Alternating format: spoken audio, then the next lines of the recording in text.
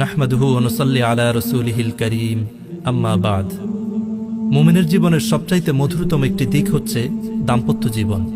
আল্লাহ তাআলা জীবনের এই সুন্দরতম দিকটিকে মূলত স্বামী স্ত্রী উভয়ের জন্য সুখ শান্তি ও পবিত্রতার মাধ্যম বানিয়েছেন। প্রত্যেকের জীবনে পূর্ণতার স্বাদ বয়ে আনে দাম্পত্য জীবন।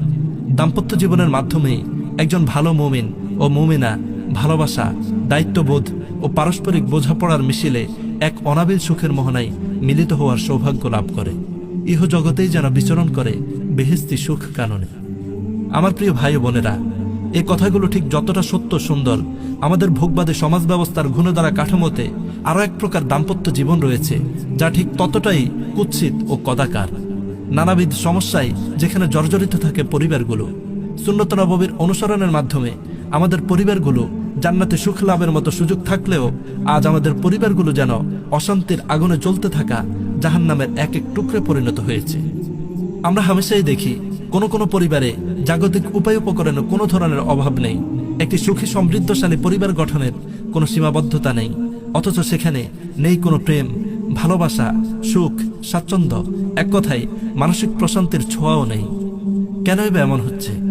আমরা প্রত্যেকে যদি এর কারণ নিয়ে একটু চিন্তা করি, তাহলে খুব সহজেই হয়তো বুঝতে পারবো যে নানান উপায় উপকরণ থাকা সত্ত্বেও আমাদের মাঝে এমন কিছু নেই যা আমাদের দাম্পত্য জীবনে সত্যিকারের সুখের অনুভূতি লাভের কারণ হতে পারত।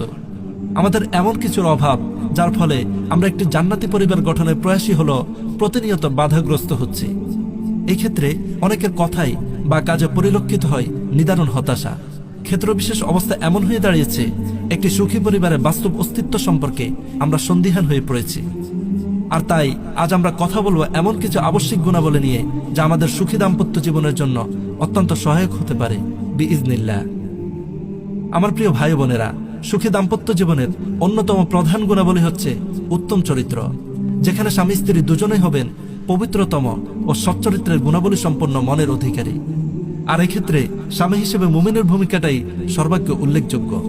আমার প্রিয় ভাই ও বোনেরা, একজন মুমিনের চরিত্রের মাপকাঠি হচ্ছে তার স্ত্রী, আর পারিবারিক জীবন হচ্ছে তার উত্তম চরিত্রের সুন্দরতম দিকগুলো বাস্তবায়নের ক্ষেত্র। এজন্যই রাসূল সাল্লাল্লাহু আলাইহি ওয়াসাল্লাম বলেছেন, খয়রুকুম খয়রুকুম লি আহলি ওয়া আনা খয়রুকুম লি আহলি।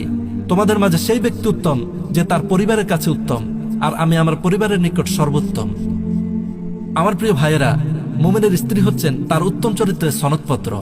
জামে তিরমিজির অন্য আরেকটি হাদিসে এসেছে, রাসূলুল্লাহ সাল্লাল্লাহু আলাইহি ওয়াসাল্লাম বলেছেন, আকমালুল মুমিনিনা ঈমানান আহসানুহুম খুলুকা ওয়া খয়রুকুম খয়রুকুম লিনিসাইহিম। পরিপূর্ণ